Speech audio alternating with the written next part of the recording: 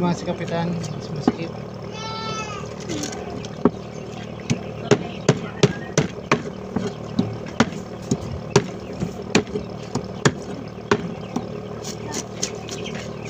Putulin ko, putol.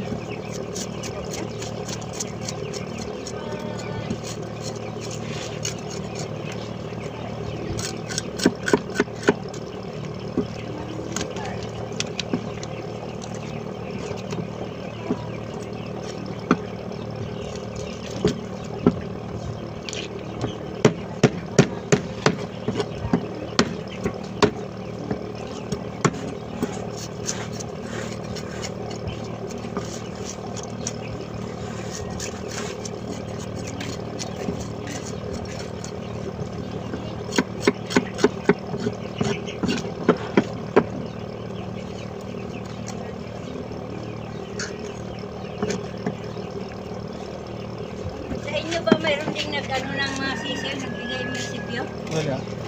Ano mga sisiw na yan? Kung saan galing? Kay Marcos din. Ha? Kay Marcos.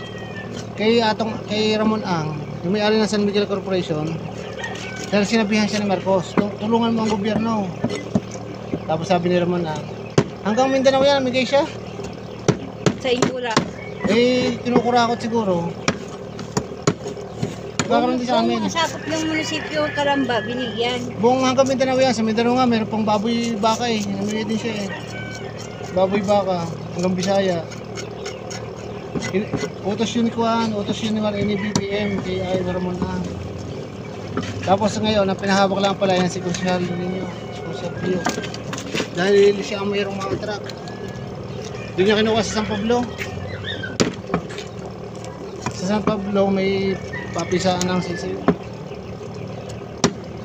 Hindi lang dito sa Kalamba, kung ano yan, sa Quezon. Eh magkakaroon, baka sa sunod na isang buwan. Nakadalawang bigay na dito sa La Puerta. Tuloy-tuloy